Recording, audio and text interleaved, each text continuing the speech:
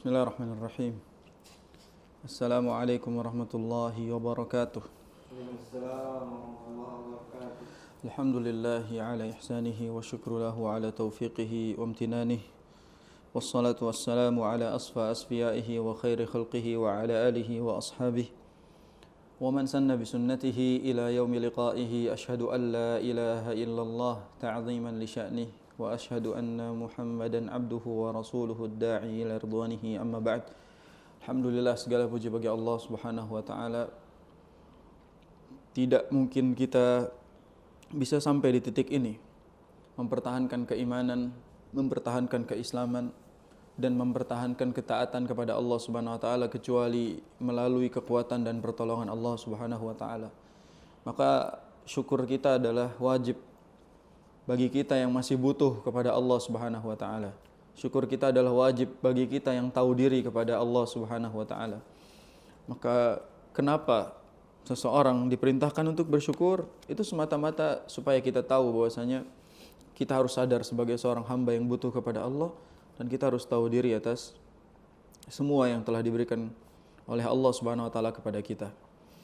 Salam dan salam terlimpah curahkan kepada Nabi kita yang mulia, Nabi Muhammad sallallahu alaihi wasallam, yang mudah-mudahan perjuangan beliau berdakwah, cucuran keringat dan darah tidak sia-sia, terutama di zaman kita ini, zaman penuh dengan fitnah, zaman di mana syubhat nampak begitu lezat, zaman di mana kesesatan didukung oleh jumlah mayoritas, zaman di mana bid'ah dianggap sebagai sunnah dan sunnah dianggap sebagai bid'ah. Maka ini adalah zaman penuh fitnah, dan kita kalau bukan pertolongan Allah Subhanahu wa taala dan irsyad selama kita berjalan untuk menuntut ilmu, maka kita juga akan tergelincir ke dalam kesesatan-kesesatan tersebut. Antum bayangkan, Allah Subhanahu wa taala sudah memberikan kesempatan bagi umat Nabi sallallahu alaihi wasallam dari awal zaman. Coba antum lihat bagaimana Nabi Nuh, bagaimana kaumnya Allah Subhanahu wa taala azab. Bagaimana Nabi Lut dan kaumnya Allah Subhanahu wa taala perlihatkan azab Allah Subhanahu wa taala, dan nabi-nabi yang lain. Pertanyaannya, kenapa itu tidak terjadi pada zaman Nabi Muhammad sallallahu alaihi wasallam? Kenapa tidak ada kejadian di mana Allah Subhanahu wa taala mengazab atau membinasakan umat Nabi sallallahu alaihi wasallam? Padahal sebenarnya lebih berhak Nabi kita sallallahu alaihi wasallam disiksa, difitnah, diusir. Tapi Allah Subhanahu wa taala tidak melakukan apa yang dilakukannya kepada umat-umat sebelumnya. Sebenarnya di antara hikmahnya adalah agar Islam itu sampai kepada kita hari ini. Kalau misalnya saat itu Nabi sallallahu alaihi wasallam diusir, disiksa, dicaci, lalu Allah SWT melakukan apa yang dilakukan sesuai sunnatullahnya sebelumnya, membinasakan kaumnya, maka nggak akan ada lagi Islam. Sebagai contoh pelajaran muqaddimah misalnya, Nabi SAW hijrah ke Madinah itu bukan karena diusir oleh kufar Quraisy Makkah. Cek sejarah, Nabi SAW tidak diusir oleh kufar Quraisy Makkah sehingga Nabi hijrah ke Madinah. Pun Nabi SAW juga mengatakan demikian, kalau bukan karena Allah SWT memerintahkanku untuk hijrah ke Madinah, aku tidak akan meninggalkan kota Mekah yang aku cintai ini. Sehingga Nabi SAW hijrah ke Madinah itu semata-mata perintah dari Allah SWT, bukan karena kufar Quraisy yang mengusir Nabi. Kalau saat itu kejadiannya, kufar Quraisy Makkah mengusir Nabi sehingga Nabi keluar ke Madinah, maka Makkah saat itu dihancurkan, dibinasakan oleh Allah Subhanahu wa taala. Sunnatullahnya demikian. Dan coba bayangkan kalau itu diterapkan kepada umat Nabi sallallahu alaihi wasallam. Mungkin hari ini kita tidak hidup mulia di atas sunnah. Tidak mulia hidup di atas ajaran yang benar yang diajarkan oleh Nabi kita sallallahu alaihi wasallam. Kenapa saya harus sampaikan ini? Karena manusia generasi kita sekarang itu tidak pernah sadar akan perjuangan Rasul sallallahu alaihi wasallam dahulu, dan tidak pernah sadar kesempatan yang Allah berikan kepada kita dengan tidak membinasakan umat-umat yang melanggar sunnah Nabi sallallahu alaihi wasallam. Cukuplah pelajaran bagaimana dahulu Allah Subhanahu wa taala membinasakan orang-orang yang melanggar sunnah. Jangan sampai terjadi di zaman kita sekarang. Dan semoga Allah Subhanahu wa taala istiqomahkan kita untuk berpegang teguh di atas sunnah tanpa pernah merasa nyunnah. Teruslah mengamalkan sunnah walaupun orang-orang tidak klaim kita sebagai orang yang di dalam naungan sunnah. Teruslah menjadi pendakwah sunnah meskipun tidak dianggap sebagai ustadz sunnah. Teruslah menjadi media-media yang menyebarkan sunnah walaupun tidak diakui sebagai media radio, TV sunnah. teruslah menjalankan ibadah sunnah meskipun orang-orang tidak menganggap kita sebagai orang-orang satu golongan dengan mereka. Karena sejatinya klaim manusia itu klaim yang fana. Adapun pengakuan Allah Subhanahu wa taala adalah itu yang kita cari. Insyaallah taala hari ini kita akan melanjutkan pembahasan pada bab ini yang sudah kita buka di mukaddimah di pertemuan sebelumnya, yaitu sikap seorang muslim bersama anak-anaknya. Jadi ini masuk bab 5, yaitu muslim bersama anak-anaknya. Setelah usai membahas yang pertama muslim bersama Tuhannya, bagaimana muslim berinteraksi dengan Allah Subhanahu wa taala. Yang kedua, bagaimana muslim dengan dirinya sendiri. Bagaimana muslim dengan dirinya sendiri. Yang kedua, bagaimana muslim dengan istrinya. Baik, dengan orang tuanya dulu. Berikutnya dengan istrinya, dan yang sekarang yang kelima adalah muslim bersama anak-anaknya. Ini sebenarnya penting karena seorang muslim itu juga berawal dari seorang anak yang dididik oleh orang tuanya. Dan dia tidak mungkin bisa menjalankan syariat kecuali dia pernah mendapatkan pendidikan, tarbiyah dari orang tua yang muslim. Makanya Nabi SAW bersabda apa? Kullu mauludin yuladu alal fitrah. Setiap bayi yang lahir itu lahir dalam keadaan fitrah. Fa'abawahu ayyuhawidanihi au yunassiranihi au yumajjisanihi au kama qala sallallahu alaihi wasallam. Lalu orang tuanya lah yang mengajarkan dia Yahudi. Orang tuanya lah yang mengajarkan dia Nasrani. Orang tuanya lah yang mengajarkan dia Majusi. Ini Rasul menyebutkan 3. Yahudi, Nasrani, Majusi. Mana Islam?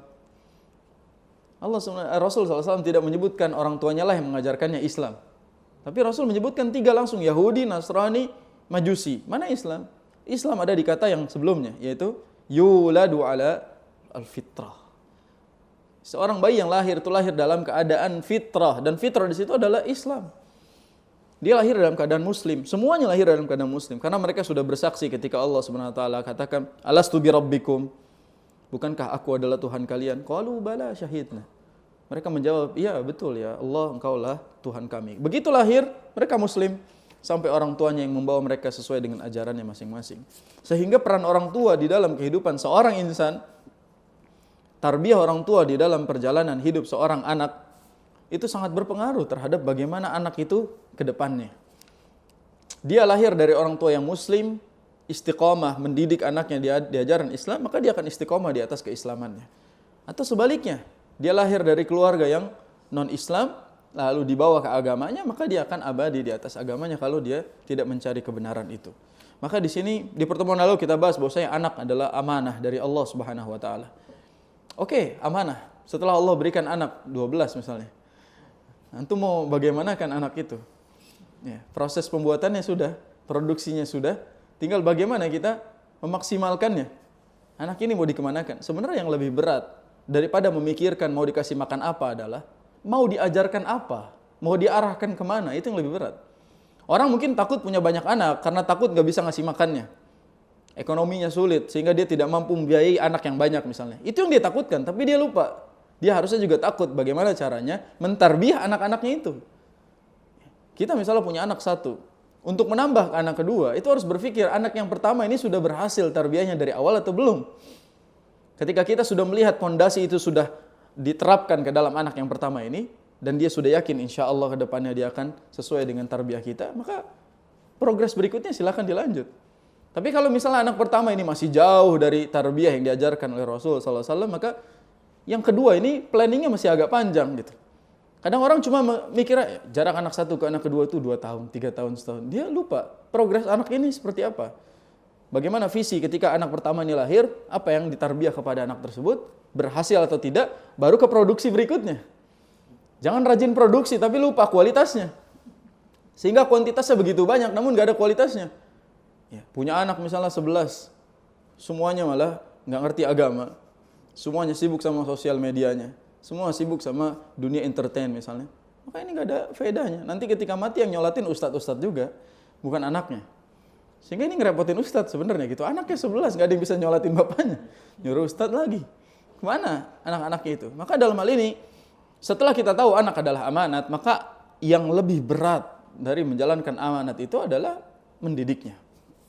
Nah di bab ini, penulis itu memberikan kita judul tentang mendidik anak dengan metode tarbiyah yang unggul. Dan metode tarbiyah yang unggul, tidak ada yang unggul kecuali metode tarbiyah Islamiyah. Metode Islam dalam mendidik seorang anak muslim. Ini perlu di awal harus kita disclaimer dulu terkait makna tarbiyah. Berbeda antara tarbiyah dengan ta'lim. Kita kasih judul tarbiyah al-aulad, tarbiyah anak, bukan ta'lim anak. Mal farq baina ta'lim wa tarbiyah. Ta'lim itu memberikan ilmu kepada anak tersebut. Tarbiyah membentuk karakter akhlaknya. Saya kasih contoh misalnya hadis Nabi SAW tentang memerintahkan anak untuk melaksanakan sholat. Maka Nabi SAW, muru auladakum bis salah wahum abna'u sab'i sinin. Perintahkan anak-anak kalian untuk sholat saat mereka menginjak usia 7 tahun. Pertanyaan anak, mana ta'lim, mana tarbiyah? Mengajarkan sholat itu ta'lim. Nyuruh sholat itu tarbiyah. Makanya Nabi SAW melanjutkan dengan ungkapan wadribuhum 'alaiha wahum abna'u 'ashr.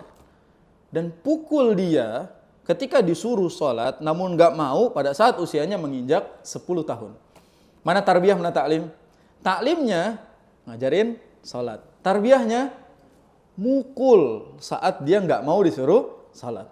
Jelas ya? Jadi berbeda antara ta'lim sama tarbiyah. Sehingga tidak bisa kita katakan semua yang kita ajarkan ke anak itu bagian dari tarbiyah. Enggak. Mungkin semua orang bisa ta'lim. Ustadz bisa ta'lim muridnya, bisa ta'lim anak orang. Tapi tidak dengan tarbiyah. Karena al-ma'ru ibnu bi'atihi. Seseorang itu anak dari lingkungannya. Jadi dia akan berpengaruh sekali dengan tempat dia lahir dan tempat dia berkembang. Bertumbuh dan berkembang. Sehingga dalam hadis ini kita lihat bahwasanya ketika 7 tahun, anak menginjak 7 tahun, taklim pertama itu bukan 1, 2, 3, 4, 5, 6, sampai 10. Tapi taklim pertama adalah ngajarin dia sholat. Ajarin dia angka dengan ngajarin angka sholat. Kenalin dia angka 2 yang kaitannya sama sholat subuh. Kenalin dia angka 4 yang kaitannya sama sholat zuhur, asar, isya. Dan kenalin dia angka 3 yang berkaitan dengan maghrib. Kan jadi double. Ngajarin angka plus ngajarin sholat. Tarbiyahnya apa? Praktekkan, suruh.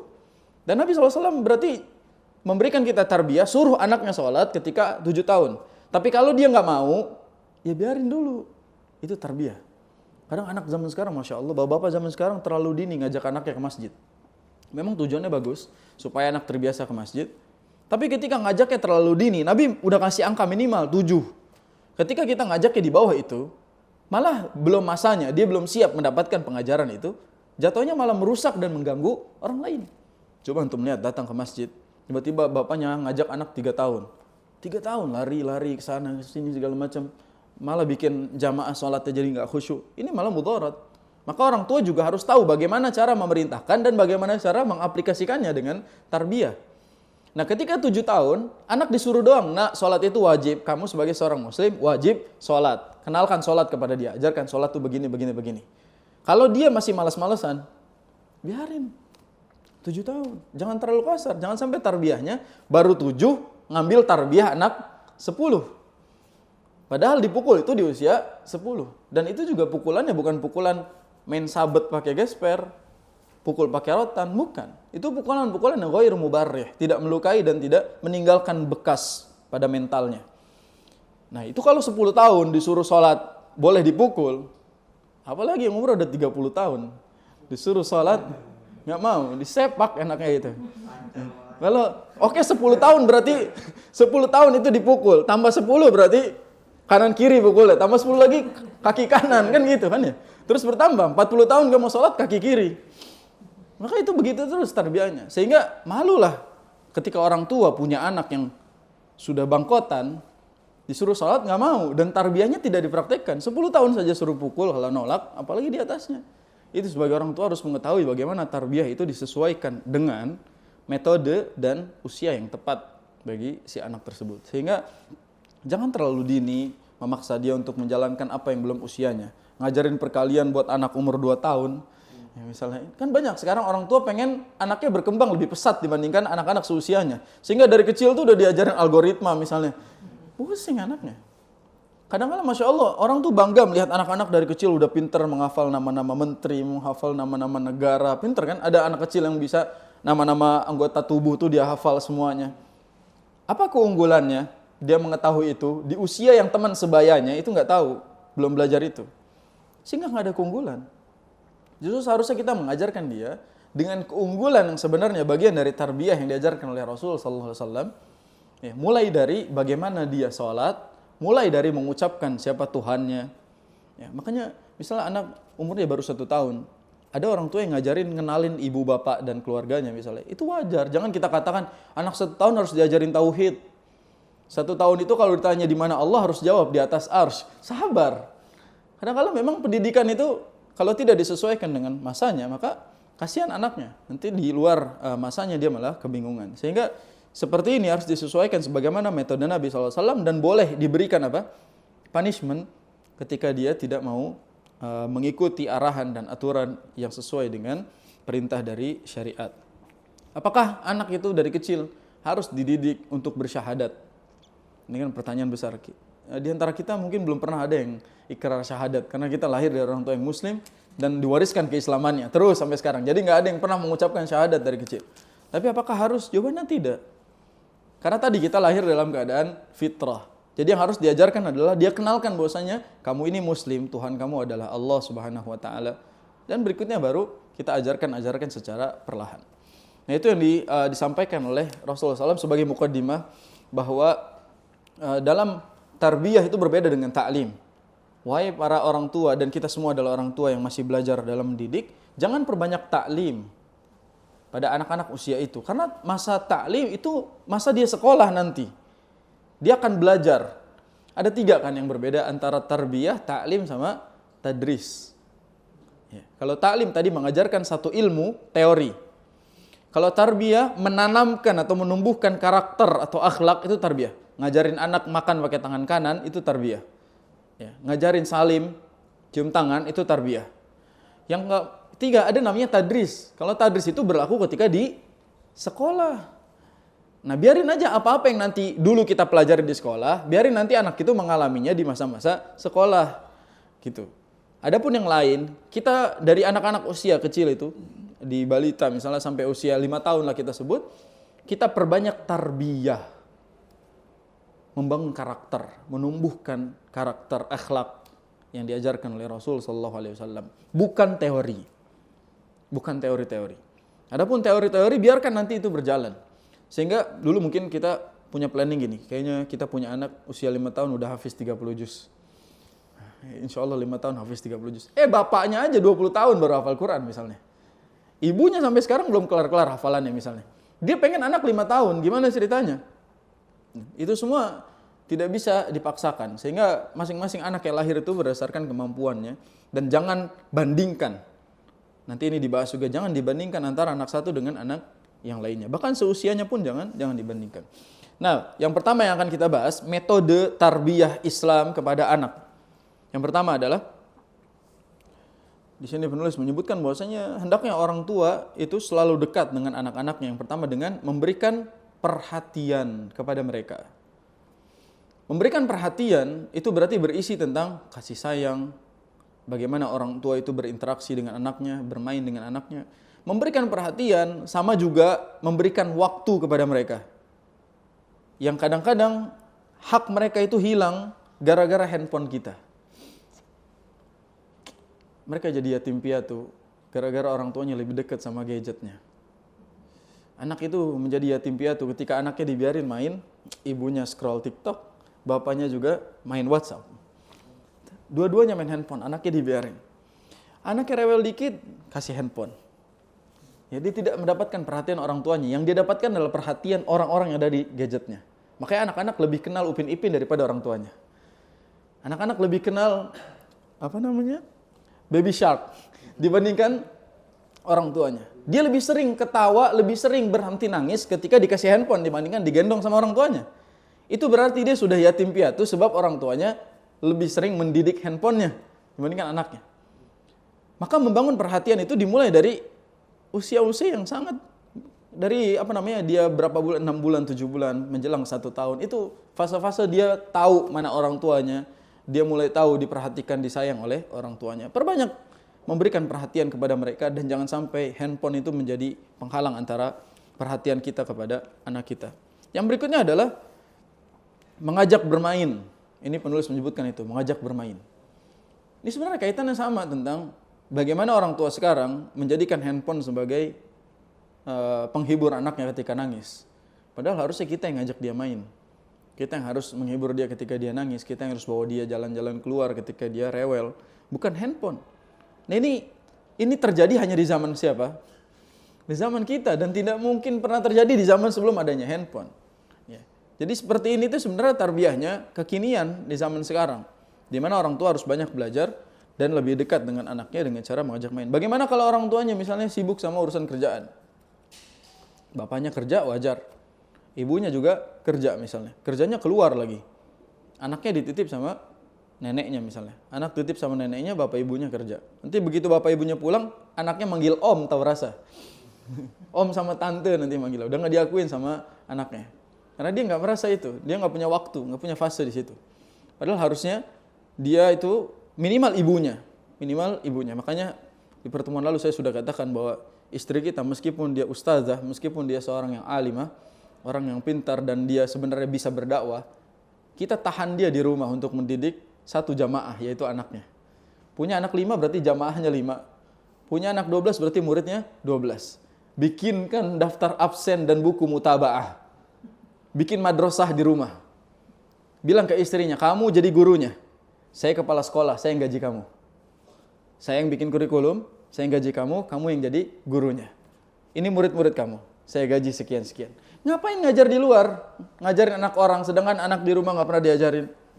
Kadang-kala memang banyak perempuan yang ahli mengajar anak orang, tapi ketika mengajar anak sendiri, bukan mengajar, tapi menghajar. Biru-biru anaknya dicubit-cubitin. Maka dalam hal ini perempuan itu sebagai suami harus tegas. Misalnya kita katakan, udah nggak usah ngajar di luar. Kamu butuh gaji, saya yang gaji di rumah. Ajarkan nih satu murid, anak saya gitu kan. Ajarkan anak saya. Udah kamu didik dia. Supaya yang mendidik anak adalah ibunya langsung. Itulah pentingnya memilih ibu yang benar. Karena dia yang nanti akan menjadi guru anak-anaknya. Ada sebuah kisah yang terkenal sebenarnya. Saya tidak perlu sebutkan lama lah. Ada seorang ibu punya anak 4. Ibunya udah tua. Janda. Anaknya 4, udah besar-besar. Sebenarnya mengatakan anaknya lebih banyak dari itu, tapi anaknya 4 dan sudah besar-besar, sudah dewasa. Janda. Nah dia tiba-tiba datang seorang laki-laki, masih muda, masih bujang. Dia tertarik sama perempuan ini. Dia bilang, saya ingin menikahi kamu.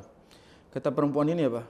Apa yang kamu harapkan dari saya dengan usia saya yang sudah tua ini dan anak saya yang 4? Kamu pengen tanggung jawab mengurus saya dan anak-anak saya yang banyak ini?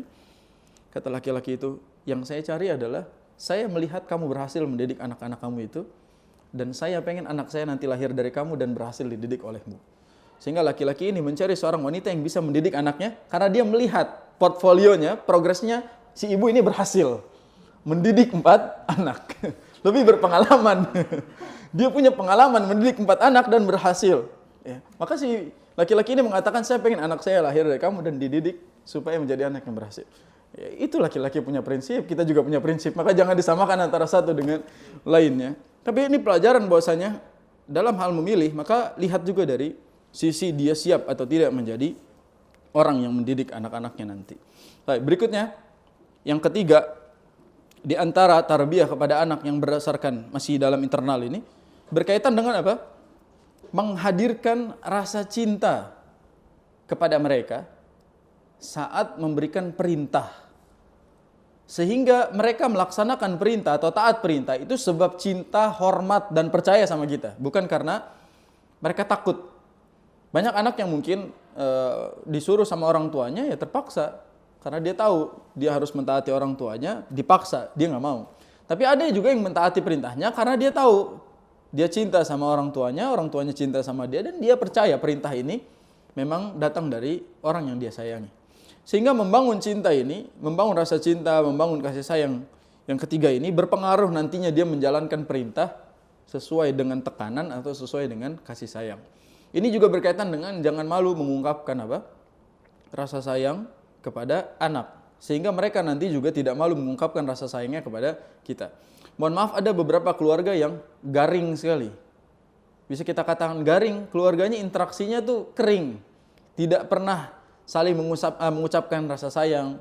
Salim pun hanya sekedar aktivitas rutinitas yang tidak ada artinya. Ada bahkan keluarga yang ketika anaknya berhasil punya prestasi, orang tuanya biasa aja, cuek. Dia nggak merasa itu sebagai keberhasilan. Emang biasa di keluarga dia sekering itu gitu. Ada juga orang tuanya yang anaknya ranking 10 itu langsung syukuran di rumahnya. Langsung makan-makan karena anak saya berhasil masuk 10 besar, dia apresiasi. Ini beda dampaknya. Saya pernah merasa di titik capek jadi orang yang juara 1. Karena orang tua itu ketika kita pertama kali juara 1, diapresiasi sebesar-besarnya. Tapi ketika sudah sering, maka dia menganggapnya sebagai biasa aja. Tapi ketika anak itu jatuh dari ranking 1 turun ke ranking 2 saja, pasti langsung dieksekusi, langsung ditanya, ini kenapa kamu malas begini. Karena kadangkala anak itu ada di titik kalau tidak diapresiasi, dia malas lagi melakukan prestasi. Maka ungkapan rasa sayang, ungkapan selamat, ucapan-ucapan itu bisa mempengaruhi karakter dia. Sehingga jangan sampai anak itu kehilangan rasa dalam meraih sesuatu sebab orang tuanya tidak pernah memberikan apresiasi kepada dia. Dari kecil sebenarnya. Memuji anak ganteng, soleh itu harus dari kecil. Dan kalau bisa jangan hanya duniawi saja, ganteng, pinter, kaya. Tapi agamis juga, soleh, hafal Quran. Dari kecil, ya Allah anak saya Masya Allah hafal Quran, soleh, ulama besar, ahli hadis, misalnya gitu. Ada nggak orang tua yang kayak gitu, anak saya soleh, ahli hadis, ahli Quran, hafiz Quran 30 juz? Jarang. Ih ganteng banget anak saya gitu. Pasti kayak gitu, lucu banget. Setiap ada orang yang ngomong kayak gitu, kita juga ingatkan, doakan supaya anak ini menjadi penghafal Quran, ahli hadis. Kayak gitu, dicontohkan bagaimana orang tuanya mengungkapkan itu kepada anaknya. Ada yang sampai sekarang malu ngucapin maaf ke orang tua. Banyak, sampai kita di usia sekarang malu ngucapin maaf ke orang tua, gengsi. Orang tua pun malu mengucapkan itu kepada kita. Karena dari dulunya kita dari kecilnya mungkin tidak pernah dibiasakan itu. Ada yang sampai sekarang malu ngucapin sayang ke ibunya, ke bapaknya. Banyak. Sehingga itu terbangun gara-gara dulu kita tidak pernah diajarkan untuk itu. Nah, bagaimana cara mengungkapkan sayang kepada orang tua. Dan itu dibangun dari tarbiyah. Maka dalam ini lihatlah metode Nabi SAW ketika berjumpa dengan anak-anak. Nabi SAW memberikan banyak apresiasi. Lihat contohnya hadis ini. Hadis ini diriwayatkan oleh Al-Imam Ahmad. Kata Nabi SAW, man sabaqa ilayya falahu kada wa kada. Jadi Nabi SAW itu berkumpul dengan anak-anak dari Bani Al-Abbas. Para sahabat, anak-anak kecil. Nabi SAW mengatakan, man sabaqa ilayya falahu kada wa kada. Barang siapa yang sampai duluan ke saya, nanti saya kasih ini dan ini. Suruh balap lari gitu. Jadi Nabi SAW di sini, anak-anaknya di sana dipanggil. Siapa yang nyampe saya duluan, saya kasih hadiah. Terus akhirnya, fayastabiquna ilaihi, fayaqa'una ala dhahrihi wa sadrihi, fayuqabbiluhum. Lalu anak-anak itu berlomba-lomba lari ke Nabi SAW. Lalu naik ke punggungnya, naik ke dadanya, naik ke sini. Dan Nabi mencium anak-anak itu. Itu berarti interaksinya diajarkan oleh Nabi SAW kepada anak-anak kecil. Dan Nabi SAW melakukan ini kepada anaknya. Atau bukan? Nabi SAW melakukan ini kepada anak orang lain. Sebagai tarbiyah buat kita. Kalau ke anak orang lain aja begitu, apalagi kepada anak kita sendiri. Maka posisi seperti ini jarang terjadi. Bapaknya yang pulang dirangkul anaknya, bapaknya yang pulang anaknya naik-naik ke badannya, digendong-gendong, main kuda-kudaan misalnya. Itu semua juga tarbiyah Nabi SAW dalam menjaga interaksi orang tua dengan anaknya. Ada yang lucu kadang-kala, si anak lebih dekat sama bapaknya daripada sama ibunya. Padahal yang lebih lama adalah ibunya yang bertemu sama anak itu di rumah. Mungkin seringkali posisi ibu itu terlalu sibuk dengan urusan rumahnya, sehingga interaksi dengan anaknya ditaruh aja, ibunya sibuk sama urusan rumah. Jadi nggak ada, kering antara mereka interaksi. Tapi bapak ketika jarang ketemu, pulang kangen yang dicari adalah anaknya, langsung bercanda segala macam. Sehingga anaknya punya bekas di situ, bahwa dia lebih seneng main sama bapaknya dibandingkan sama ibunya. Dan nggak jarang kan kelihatan anak lebih dekat sama bapaknya daripada sama ibunya. Padahal yang lebih lama di rumah adalah ibunya. Sebab ibunya nggak tahu interaksi itu begitu penting. Dan itu membangun karakter dan mental yang lebih baik ke depannya yang diajarkan oleh Rasulullah SAW. Ada kisah, mungkin antum tahu kisahnya tentang bagaimana Rasulullah SAW amat menjaga interaksi dengan anak-anak bahkan di dalam ibadahnya. Pernah dengar kisah Hasan dan Husain yang naik ke punggung Nabi SAW pada saat sujud. Ya, ini dijelaskan bahwa inna bni Rasulullah SAW itu pernah sujudnya lama banget. Sujudnya lama. Rasul membawa Hasan dan Husain ke masjid lalu sholat berjamaah, Nabi imamnya. Ketika sujud lama sekali. Bahkan para sahabat itu sampai ada yang ngintip. Ngelihat, Nabi kok lama banget sujudnya, ada apa? Pas ngelihat ternyata Hasan dan Husain lagi naik di punggungnya. Benar setelah sholat ditanya kepada Nabi SAW, kenapa engkau tadi begitu lama sujudnya? Kata Nabi SAW, inna bani irtahalani. Sesungguhnya Hasan dan Husain itu naik ke punggungku. Fakarihtu an u'jilahu hatta yaqdi hajatahu. Aku enggak mau bangun sampai dia bosan dulu main di punggungku. Sampai dia selesai dulu bercandanya di situ, baru aku bangun. Itu dalam salatnya Nabi SAW. Sehingga apalagi dalam kehidupan di luar ibadahnya.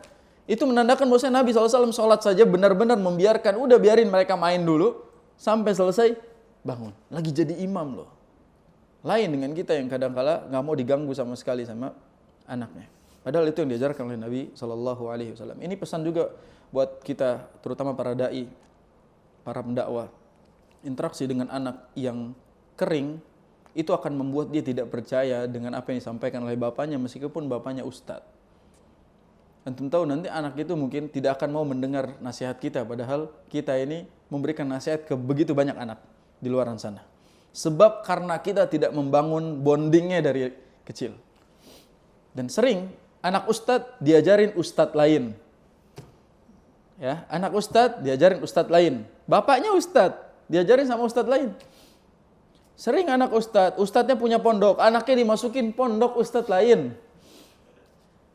Kenapa begitu? Karena anaknya sudah mulai tidak percaya sama bapaknya sedari kecil. Dari kecil bapaknya Safari dakwah. Bapaknya sibuk dakwah kemana-mana, anaknya ditinggal.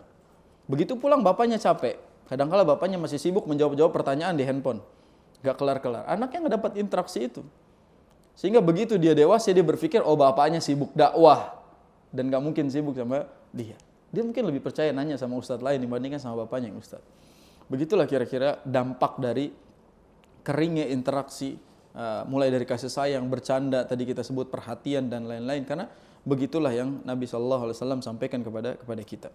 Berikutnya berkaitan juga dengan kasih sayang yang tadi kita sebutkan. Sebenarnya panjang tarbiyah ini sampai selesai. Kita sebutkan beberapa saja. Berkaitan dengan tadi menanamkan kasih sayang kepada mereka. Disebutkan juga dalam hadis riwayat Muslim. Kata Anas radhiyallahu an, "Ma ra'aitu ahadan kana arhamu bil iyal min Rasulillah sallallahu alaihi wasallam." Aku tidak pernah melihat seorang yang lebih sayang kepada keluarganya kecuali Rasul sallallahu alaihi wasallam. Rasul anaknya berapa? 7. Kurang lebih 7. 3 laki-laki, 4 perempuan. Rasul SAW punya anak 7. Tapi para sahabat itu punya statement yang sangat kuat dengan mengatakan tidak ada yang lebih sayang kepada keluarganya kecuali Rasul. Pertanyaan saya, Rasul punya kesibukan atau tidak? Rasul kerja, Rasul dakwah, Rasul bahkan memimpin negara. Rasul bahkan suami dengan 11 ibu. Nanti 11 istri, 11 ibu dan anak-anaknya. Artinya jatahnya bukan hanya di satu istri. Di malam tersebut pindah lagi kepada istri-istri yang lain sesuai dengan jadwalnya. Tapi semua keluarganya merasakan kasih sayang Rasul SAW. Dari 11-11-nya ketika ditanya bagaimana Rasul SAW, tidak ada yang lebih sayang kepada keluarganya kecuali Rasul. Bahkan Rasul sendiri yang mengatakan, khairukum li ahlikum. Sebaik-baik kalian adalah orang yang paling baik kepada keluarganya. Kalau 11 istri membuat Rasul SAW itu begitu sangat sayang kepada keluarganya, apalagi antum yang cuma 1 istri dan 1 anak, maka seharusnya itu juga teguran buat kita. Kita bisa mencontoh Nabi SAW yang amat sayang kepada keluarganya tanpa mengatakan saya sibuk dakwah, saya sibuk ini, dan itu tidak menjadi alasan dari Rasul SAW. Lalu kata Anas gini, kana Ibrahimu mustardian fi awali al-Madinah, wa kana yantaliqu wa nahnu ma'ahu fayadkhulul bait fayakhudhuhu fayuqabbiluhu thumma yarji'. Saat itu, kala itu Ibrahim berada di Awali di Madinah. Awali kalau sekarang jadi tempat yang elit. Di Awali di Madinah sekarang tempat elit. Dulu Nabi SAW itu, Ibrahim anaknya Nabi SAW itu disusui di kampung Awali di Madinah. Lalu ketika Ibrahim ini pulang ke rumah Nabi SAW, beliau masuk ke rumah, lalu mengambilnya, lalu digendong oleh Nabi SAW, lalu dicium. Setelah itu beliau membiarkannya dia main. Artinya Ibrahim itu ketika pulang ke rumah, Nabi SAW peluk, cium, diajak interaksi dulu, baru dia biarkan lagi. Begitu seharusnya seorang ayah ketika pulang, maka begitulah seharusnya orang tua ketika berjumpa dengan anaknya. Bahkan sebenarnya di sini tentang kasih sayang itu kaidah umumnya adalah sebagaimana Nabi SAW bersabda, laisa minna man lam yarham saghirana wa ya'rif haqqa kabirina. Bukanlah dari golonganku orang-orang yang tidak menyayangi anak kecil dan tidak menghormati orang yang sudah besar atau tua. Jadi bukan golongan umat Nabi SAW tidak menyayangi anak kecil dan tidak menghormati orang yang lebih tua. Pernah juga ada kejadian bahwasanya, ini di sini disebutkan, Abu Hurairah meriwayatkan bahwasanya Nabi SAW mencium Hasan, cucunya Nabi SAW. Maka berkatalah Al-Aqra bin Habis, sesungguhnya aku mempunyai 10 orang anak, seorang pun belum pernah aku cium.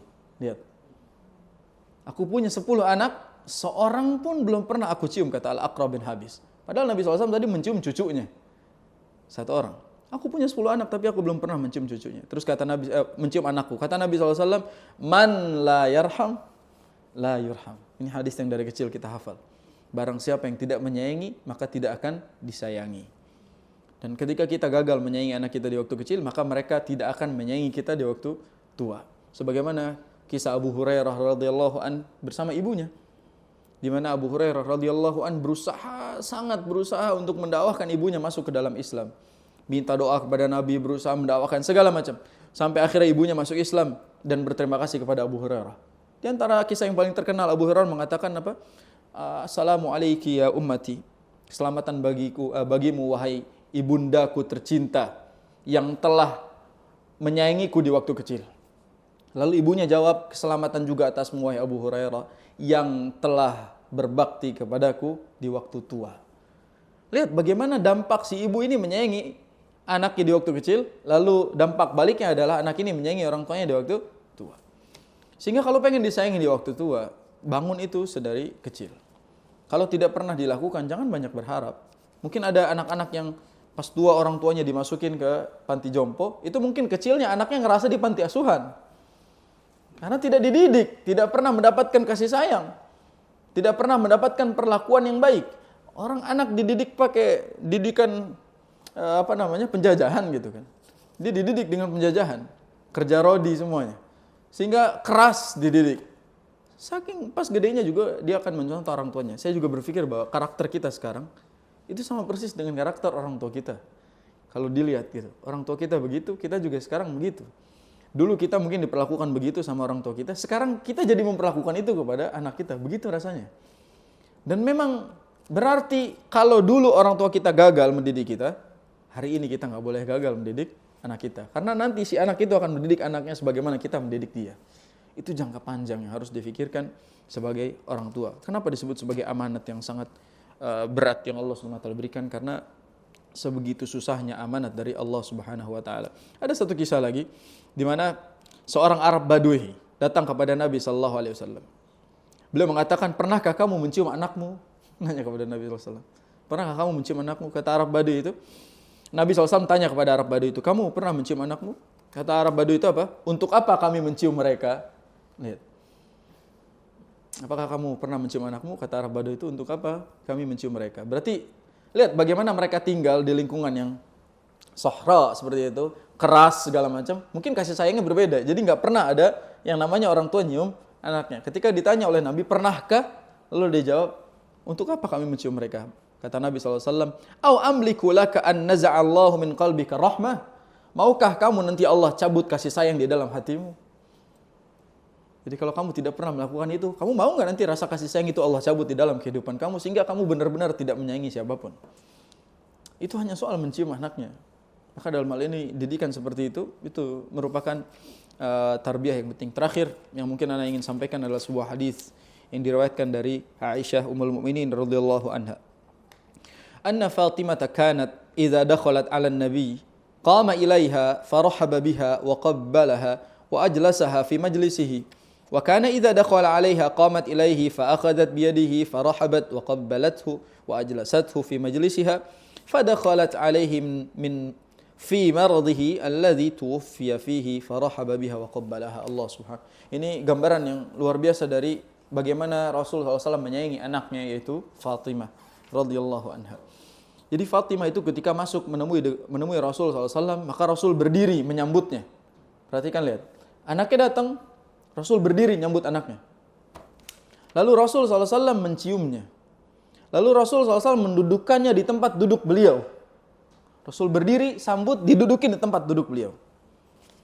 Terus ketika kebalikannya, ketika Rasul SAW datang pulang, di situ ada Fatimah, Fatimah melakukan hal yang sama.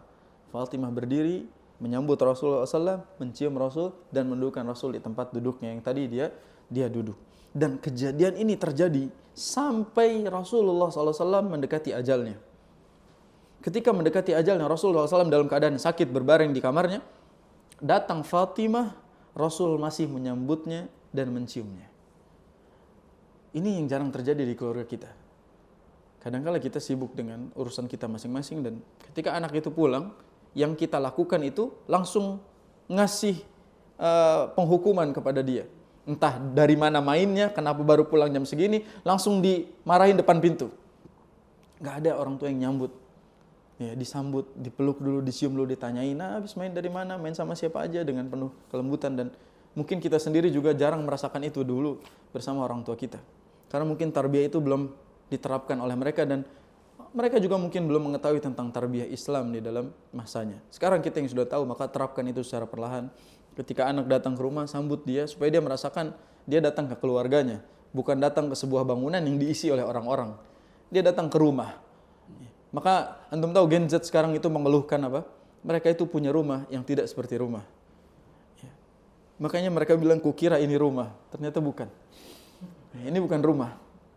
Jadi bagi mereka mewah memang, tapi tidak ada kasih sayang di dalamnya. Maka mereka lebih tenang ngumpul bersama teman-temannya di luar sana. Dan percayalah bahwasanya kenakalan dan kehancuran seorang anak bermula semuanya dari rumahnya.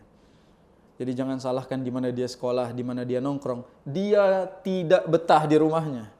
Makanya dia bisa seperti itu.